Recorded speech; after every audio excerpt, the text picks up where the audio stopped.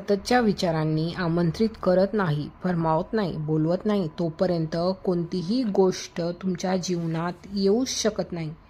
स्वतःच्या भावनांना ओळखायला शिका. जर तुमच्या मनात भावना तुम्हाला हव्या तशा, हव्या तितक्या चांगल्या नसतील, तर मुद्दामून प्रयत्नपूर्वक स्वतःची मनस्थिती उंचण्या मनशक्तीने तुम्ही नक्कीच भावनिक स्तरावर झेप घेऊ शकता.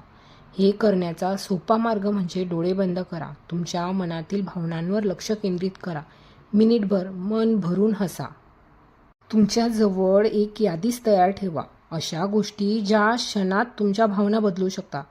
उदाहरणार्थ, प्रिय व्यक्ती, आवडतं संगीत, काही कॉमेडी प्रसंग, सुखद आठवणी इत्यादी. आता जेव्हा तुम्ही संतापत असाल, निराश झालेले असाल, तर ही यादी वाचा. यातील काही गोष्टींवर लक्ष केंद्रित करा. या यादीपैकी एकाचा उपयोग करा.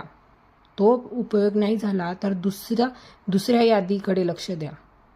तुमची फ्रिक्वेन्सी आणि मनस्थिती बदलण्यासाठी फक्त 1 किंवा 2 मिनिटं पुरतात.